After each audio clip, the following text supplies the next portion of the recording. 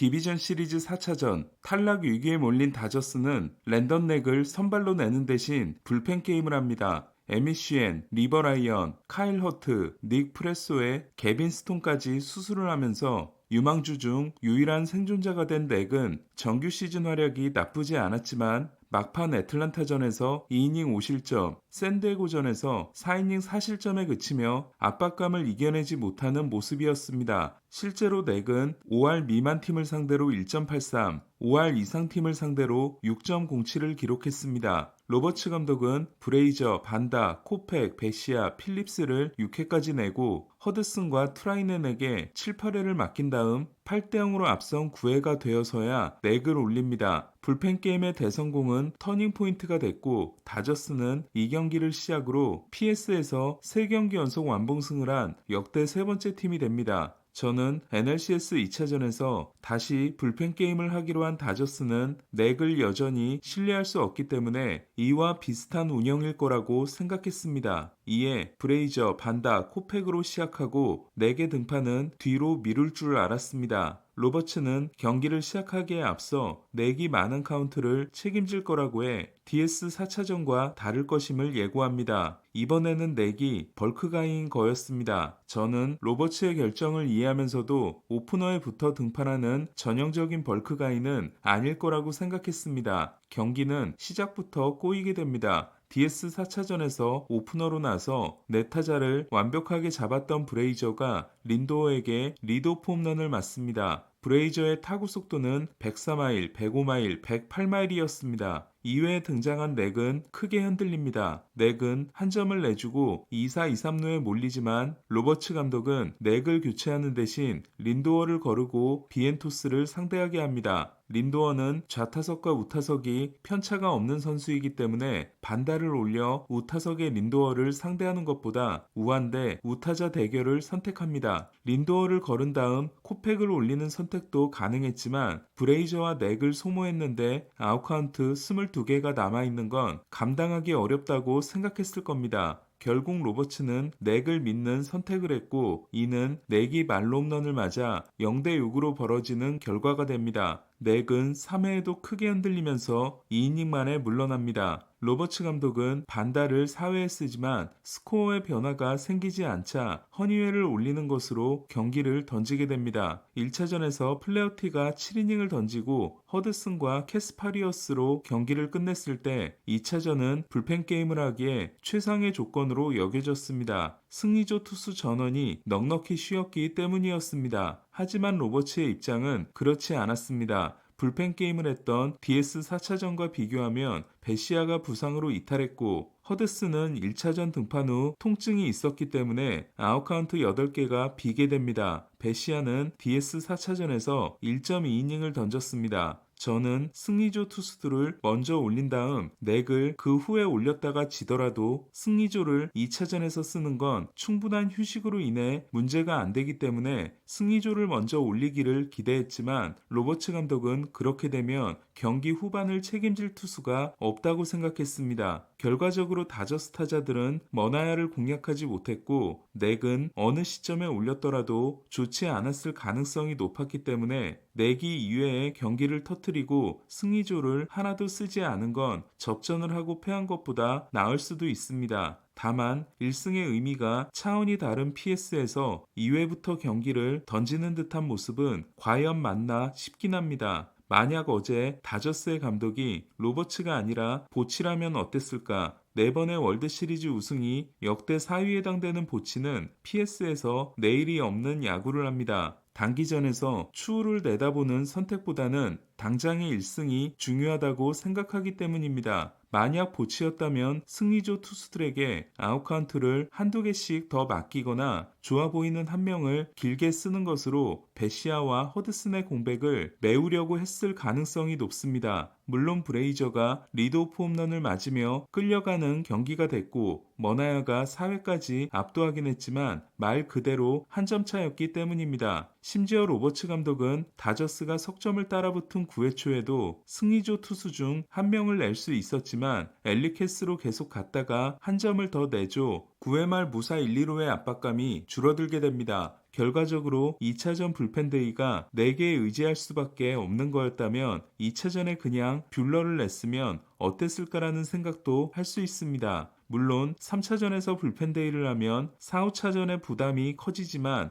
홈에서 2승을 하게 되면 3차전은 한결 여유가 생기기 때문입니다. 하지만 로버츠 감독과 다저스는 머나야를 상대하는 2차전보다 세베리노를 상대하는 3차전의 승리 가능성을 더 높게 본 걸로 생각됩니다. 영화 어벤져스 인피니티 워에서 닥터 스트레인지는 타임스톤을 타노스에게 순순히 넘겨줍니다. 그러면서 황당해하는 아이언맨에게 최종 단계에 접어들었다고 합니다. 스트레인지는 자신의 능력을 이용해 1400만 60개의 미래를 보고 왔는데 지금 인피니티 스톤을 넘기는 것이 승리할 수 있는 유일한 길임을 알았기 때문입니다. 2차전 운영을 통해 증명된 건 다저스와 로버츠 감독이 이번 시리즈를 길게 보고 있으며 매치를 상대로 짧은 시리즈를 노렸다가는 오히려 그르칠 수 있다는 판단을 하고 있는 걸로 보입니다. 저는 미래를 다녀올 수 있는 닥터 스트레인지가 아닌 이상 시리즈가 어떻게 흘러갈지는 모르기 때문에 보치 감독처럼 현재에 충실하고 내일은 내일의 계획을 세우는 게 맞다고 생각합니다. 단기전에서는 모든 경기에 전력을 다하는 감독의 태도가 선수단의 집중력에 영향을 미칠 수 있다고 생각하기 때문입니다. 하지만 다저스와 로버츠의 선택은 달랐습니다. 2차전을 통해 확인된 건 베시아가 없는 다저스 불펜의 상황이 결코 여유롭지 않다는 것. 따라서 뷰러와 야마모토가 해주지 않으면 다저스가 이번 시리즈를 이길 가능성이 매우 낮다는 겁니다. 과연 2차전에서 한 발 물러난 로버츠의 선택은 미래를 보고 온 닥터 스트레인지처럼 옳은 결정이었을까요?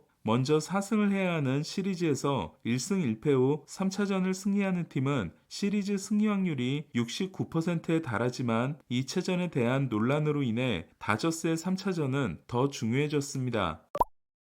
2차전에서 린도어의 리드오프 홈런은 1차전에서 샌과 피터슨 기용이 대실패로 돌아간 매치의 분위기를 한방에 바꿔준 셈이 됐습니다. 흥미로운 건 다저스가 린도어 영입을 시도했었다는 겁니다. 2015년 다저스에 온 후 연봉을 줄이는 게 급선무였던 프리드먼은 수년에 걸쳐 목표를 달성하자 스타를 영입하려 합니다. 가장 먼저 관심을 가진 선수는 LA가 고향이며 고향에 오면 홈런이 폭발하는 스탠튼이었습니다. 프리드먼은 지터와 협상을 하지만 지터는 스탠튼을 양키스로 보냅니다. 다음 선수는 FA 시장에 나온 하퍼였습니다. 다저스는 단기 계약을 제시하지만 은퇴할 팀을 찾고 있었던 하퍼는 필리스의 13년 계약을 선택합니다. 2019년 디비전 시리즈에서 광탈을 하자 다저스는 더 절박해집니다. 다저스는 랜돈에게 관심을 보였고 이를 알게 된 저스틴 터너는 3루를 내놓겠다고 합니다. 하지만 에인절스가 2억 4,500만 달러를 쏴 랜돈을 데려갑니다. 다저스의 레이더에는 아레나도도 있었습니다.